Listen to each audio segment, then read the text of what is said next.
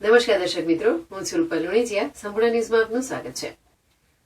યાત્રાધામ અંબાજી ખાતે છેલ્લા 3 વર્ષથી સાધુ સંતો દ્વારા મકર સંક્રાંતિ એટલે કે ઉત્તરાયણના પર્વને લઈ શાહી સ્નાનનો કાર્યક્રમ યોજાય છે, જે માત્ર 1 દિવસ મનાવાય છે. પણ ચાલુ વર્ષે દિગંબર સાધુ સંતો દ્વારા આ કાર્યક્રમ 5 દિવસીય યોજાવા જઈ રહ્યો છે અને ગઈકાલે મોડી સાંજના પ્રથમ દિવસે અંબાજી મંદિર ટ્રસ્ટના પવિત્ર માનસરોવર કુંડ ખાતે ગંગા સ્વરૂપી પવિત્ર જળની ગંગા આરતીનો કાર્યક્રમ યોજવામાં આવ્યો હતો.